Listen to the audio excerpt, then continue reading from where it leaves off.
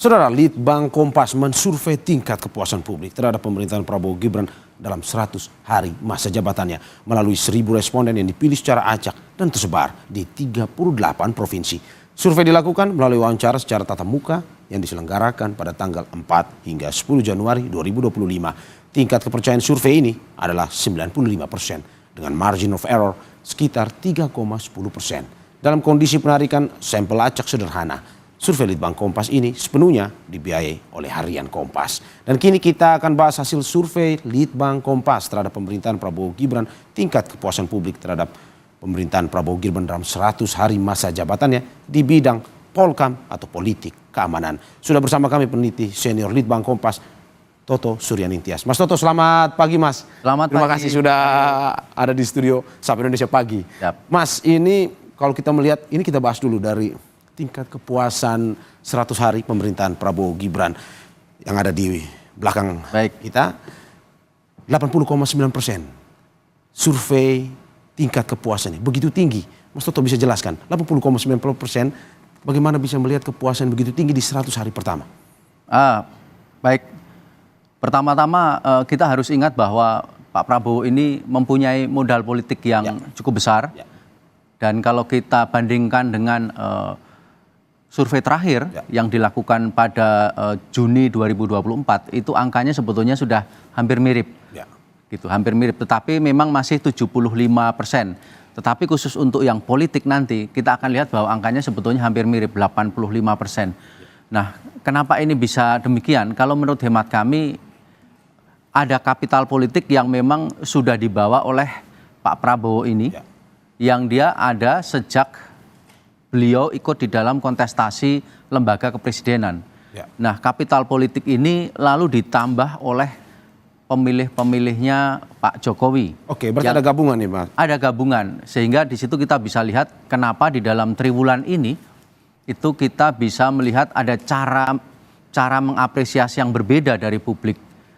Karena begini Mas Mario, kalau kita misalnya sedikit mereview ke belakang, pada masa pemerintahannya Pak Jokowi JK maupun Jokowi Ma'ruf, itu kalau kita pilah antara kepuasan terhadap pemerintahan dari pemilihnya Pak Jokowi dan pemilihnya Pak Prabowo, karena kebetulan di dua term itu kan mereka berkompetisi, itu hampir separuhnya.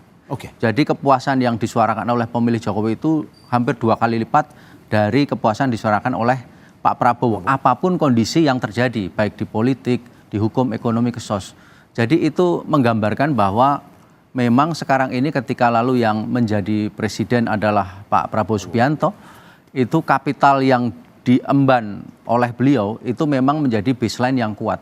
Yang lalu itu ditambah oleh para pemilih Pak Jokowi yang kebetulan masih terus mengikuti dalam hal ini inklinasi atau arahan beliau. Dalam ini ketika Gibran Rakabuming menjadi wapres. Karena juga ada dari pemilihnya Pak Jokowi ini yang dia berafiliasi kepada PDIP misalnya, itu tentunya dia mempunyai jalur apresiasi yang berbeda. Oke, Mas Toto, Anda mau bilang bahwa konsolidasi politik 100 hari pemerintahan Prabowo Gibran ini berjalan berhasil dalam arti bahwa merangkul semua, baik itu pendukung presiden-presiden sebelumnya, pendukung Presiden Jokowi, pendukung Presiden SBY, dan juga pendukung Presiden Prabowo sendiri. Iya, betul. Jadi kalau kita mau memakai ukuran tadi konsolidasi politik apa? Satu, partai-partai, ya. Yang kedua adalah isu di masyarakat, itu memang relatif berhasil. Oke, kita bandingkan misalnya dengan tahun awal pemerintahan Jokowi di 2015. 2014-2015 ya, triwulan pertamanya kan di Januari 2015, itu kita lihat bahwa tingkat kepuasannya hanya 63, sekitar 7%, 63,5 sampai 63,7%. Itu karena pada saat itu terjadi dispute. Jadi pertama penyusunan kabinet kerja pada waktu itu ada problem, kemudian juga ada waktu itu kisruh tentang pemilihan Kapolri. Waktu itu ada isu Pak Budi Gunawan yang ditentang, kemudian juga ada isu cicak buaya. Jadi antara waktu itu KPK masih pada periodenya Abraham Samad ya. Itu cicak buaya jilid 2 ada di situ. Kemudian juga kalau kita lihat di bulan November pada waktu itu ya, ini dalam narasi narasi di masyarakat ada kenaikan harga BBM. Jadi Pak Jokowi itu begitu dia naik di bulan Oktober itu kemudian beberapa bulan kemudian menaikkan harga BBM. Jadi di politik ada problem, kemudian koalisi kerjanya Pak Jokowi waktu itu melawan koalisi Merah Putih ya, koalisi Indonesia Hebat lawan koalisi Merah Putih itu kan tidak berimbang gitu. Jadi ini beda sekali dengan situasi pada saat ini.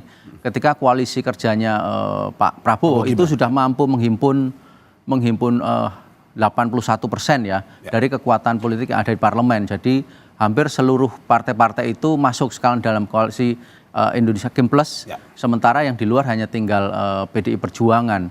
Kemudian juga di masyarakat kita tidak, misalnya ya, seperti isu kemarin sempat, isu misalnya PPN mau dinaikkan 12%, tapi lalu kan terjadi koreksi, revisi, yang dikenai hanya barang-barang mewah. Nah itu mengurangi tensi di masyarakat, sebagaimana yang terjadi di periode awal Pak Jokowi. Sebagai contoh saja. Oke, menarik Mas Toto, karena berbicara soal politik, hari ini Litbang Kompas meliris kepuasan pemerintahan Prabowo Gibran khususnya di bidang Polkam, politik dan keamanan. Di mana dari hasil survei Litbang Kompas menunjukkan yang pertama bahwa ini kita akan menunjukkan pada Anda tingkat kepuasan terhadap pemerintahan Prabowo Gibran bidang politik dan keamanan cukup tinggi, Mas. Ya. Di angka 80% juga. Tetapi kalau kita melihat per aspek yang ditampilkan ini subindikator ya. Subindikatornya. Ini kalau menjelaskan ini seperti apa, Mas? Baik, pertama-tama kalau angka ini dirangkum, kemudian dirangkumnya tidak di rata-rata ya, tetapi di indeks kemudian baru di rata-rata, itu adalah angkanya 85,8%. Jadi apresiasi terhadap bidang Polkam untuk triwulan pertama pemerintahan ini adalah 85,8%. Angka termasuk tinggi atau bagaimana, Mas? Itu termasuk tinggi rata. Oke. Dalam arti tinggi rata adalah beberapa bulan yang lalu ketika terjadi peralihan dari pemerintahan ini di bulan Juni 2024, jadi proses kan pada waktu itu terjadi transisi dan sudah terjadi pernyataan-pernyataan dukungan ya dari Pak Jokowi kepada Pak Prabowo. Itu juga angkanya sebetulnya 85,sekian%, sedikit di bawah ini. Naik 0,3% kalau tidak salah. Hanya naik 0,3%. Tapi kalau kita lihat di subindikator, misalnya di sini kita lihat bahwa ada 5 rincian dari kepuasan pada bidang politik dan keamanan, mencakup aspek-aspek yang sebetulnya meliputi aspek-aspek penting dari demokratisasi itu sendiri. Misalnya yang paling penting, Mas Mario, adalah kebebasan berpendapat. Kebebasan berpendapat, kemudian kemampuan masyarakat untuk mendapatkan akses mengontrol jalannya pemerintahan, itu kan hal-hal yang paling penting dari demokrasi. Itu apresiasinya tinggi, 83,sekian%. Kemudian juga sikap toleransi, 88,6%. Ini membangun sikap menghargai perbedaan ini biasanya kalau kita bandingkan dari periode-periode yang lalu dalam apresiasi bidang politik, ini biasanya menjadi paling tinggi, Mas. Dan ini menjadi ukuran yang sensitif kalau menurut kami. Dimana kalau aspek ini sudah turun, itu yang lain juga bisa bahaya. Sama juga ketika aspek politik ini, kalau politik ini turun, itu yang lain bisa bahaya. Makanya kelihatan bahwa pemerintahan sejak Jokowi, bahkan sejak zaman SBY, itu politik itu dijaga sedemikian tinggi. Supaya dia bisa menjadi baseline stabilitas politik untuk bidang-bidang lain. Fondasi lah ya. Tetapi memang masih ada kendala di, di bidang penanganan konflik antar kelompok, terutama isu separatisme yang kita lihat angkanya masih relatif paling rendah, 72,5%. Ya, betul. Mas, bagaimana menjelaskan bahwa ini membangun sikap menghargai perbedaan paling tinggi, 88,6%. Bagaimana menjelaskan bahwa masyarakat pada akhirnya puas terhadap sikap pemerintahan Prabowo menghargai perbedaan? Jadi kalau kita flashback 3 bulan ini, apa yang sudah dilakukan oleh Pak Prabowo atau pemerintahan ini ya, Prabowo Gibran untuk membangun sikap menghargai perbedaan, sebetulnya itu tercermin dari satu, pernyataan-pernyataan elit ya, pernyataan elit dari Prabowo dan elemen-elemen di pemerintahan. Yang kedua adalah situasi konkret yang ada di masyarakat. Jadi misalnya Pak Prabowo itu pada waktu pelaksanaan pilkada, jelang pilkada 27 tahun politik 2024 ya? Ya, 27 November 2024 kemarin kan pertama-tama itu kan beberapa waktu sebelumnya beliau menyatakan bahwa alangkah baiknya jika semua bisa masuk. Bisa masuk dalam gerbong pemerintahan yang baru sehingga bisa membangun negara ini secara bersama-sama. Tapi belakangan ketika ada dispute waktu itu, dispute di Pilkada Banten ya misalnya, lalu Golkar akhirnya mendukung Ibu Airin misalnya kayak gitu. Itu lalu Pak Prabowo di dalam statementnya lalu menyatakan bahwa ya itu enggak apa-apa lah. Pilkada itu kita serahkan pada yang muda-muda. Yang penting kita bersama-sama gitu. Silahkanlah mau pasangan parpol A dengan parpol B, tidak harus semuanya di dalam satu gerbong Kimples. Nah itu kan wujud dari sikap menghargai perbedaan. Itu di kalangan elit. Nah itu kan turunan ke bawahnya menjadi bagus, Mas. Kemudian juga kita tidak lagi melihat di masyarakat selama 3 bulan ini, misalnya demo-demo besar.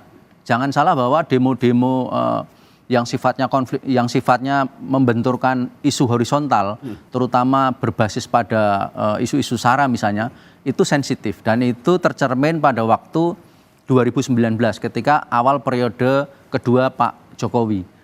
Periode kedua Pak Jokowi itu kalau kita flashback ke belakang, kepuasan bidang politik ini bukan 85% begini Mas, tetapi cuma 66% sekitar itu. Jauh di bawah ini ya? Jauh di bawah, karena pada waktu di masyarakat terjadi demo-demo yang sebetulnya terkait, kalau Mas Mario ingat itu terkait dengan revisi Undang-Undang KPK. Jadi ada soal demo-demo yang terkait dengan revisi Undang-Undang KPK yang lalu dia berimbas pada asumsi atau anggapan di masyarakat bahwa saat ini terjadi konflik di di penyelenggaraan pemerintahan. Selain kita melihat terkait dengan membangun sikap menghargai perbedaan, yang tertinggi kedua di 83,7% menjamin warga bebas berpendapat. 100 hari pertama Anda melihat Prabowo Gibran memberikan kebebasan kepada masyarakat untuk bisa berpendapat secara bebas atau bagaimana? Ya, ini terkait dengan kalau kita ingat pada waktu periode Pak Prabowo masih menjadi calon presiden, itu selalu ada dalam tanda petik kekhawatiran ya, bahwa kalau Pak Prabowo ini naik karena beliau dari tentara, lalu akan ada pendekatan yang lebih ketat ya, yang lebih rigid gitu. Misalnya orang takut bahwa nantinya ketika orang berpendapat berbeda, dia akan diingat atau dicatat by name by address misalnya. Nah itu kan kekhawatiran-kekhawatiran yang muncul gitu, karena merefleksikan apa yang terjadi di masa sebelumnya ketika periode awal reformasi, di mana Pak Prabowo memang terlibat dalam beberapa kasus di sana. Nah aspek-aspek itu kan yang dikhawatirkan publik. Nah tetapi terbukti selama triwulan ini hal-hal yang dikhawatirkan itu tidak terjadi. Buktinya masyarakat bisa menyuarakan secara bebas, paling tidak di media sosial ya. Meskipun di media sosial juga kita tahu bahwa di sana banyak yang anonim sebetulnya. Tetapi toh kita bisa lihat banyak sekali kasus, terutama kasus-kasus hukum, yang itu misalnya kasus hukumnya bukan hanya sesama warga negara, tetapi antara warga negara dengan misalnya polisi, dengan TNI, atau dengan pejabat, atau bahkan dengan pejabat tinggi misalnya. Atau bahkan pejabat tinggi melakukan pelanggaran lalu lintas misalnya, itu bisa dinyatakan secara terbuka tanpa ada kekhawatiran bahwa akan terjadi risiko terhadap keamanan dirinya. Nah hal-hal itu kan membuat bahwa ternyata pemerintahan ini tidak seperti yang dikhawatirkan gitu Mas Mario. Mas, ini singkat saja terkait dengan indikator rasa aman bagi masyarakat Indonesia. Terkait dengan ini kepuasan memang merata kalau dari survei Litbang Kompas, bahwa kalangan muda pun menyetujui terkait dengan Polkam ini ada kepuasan. Pun juga kelas ekonomi atas dan bawah pun memberikan rasa yang imbang terkait dengan kepuasan ini. Indikator rasa aman ini seperti apa Mas? Singkat aja. Ya benar Mas Mario tadi, jadi dari berbagai latar belakang responden ketika kita cek, baik demografi, aras politik, usia dan seterusnya, itu memang relatif berimbang. Artinya angka-angka ini memang merata ya. Untuk rasa aman ini terutama adalah rasa aman dari ancaman terhadap dirinya dalam hal kriminalitas, tapi juga sebetulnya juga tidak hanya di dalam negeri tapi juga di luar negeri. Ya. Dalam hal inilah adalah nasib para TKI dan TKW. Dan yang kita dapat memang angkanya 77%, bukan angka yang terbaik, tetapi angka ini cukup baik, tapi dengan catatan. Karena kita tahu bahwa belakangan ini kriminalitas memang, terutama kriminalitas yang sifatnya di lingkup orang-orang terdekat, itu sekarang cukup tinggi di masyarakat. Masif ya. Oke. Dan kita harapkan apa yang disampaikan dari Litbang Kompas, survei 100 hari Prabowo Gibran, terutama di bidang Polkam, bisa memberikan masukan kepada pemerintahan kali ini untuk tetap menjaga bagaimana konsolidasi terus berjalan, tapi juga program real di lapangan semakin terus. Masyarakat bisa terus menjaga solidaritas dan menghidupkan nilai-nilai demokrasi. Itu yang penting. Terima kasih Mas Toto Suryanintias, peneliti senior Litbang Kompas, atas kehadirannya di Sapa Indonesia Pagi. Sehat-sehat selalu Mas. Sehat-sehat.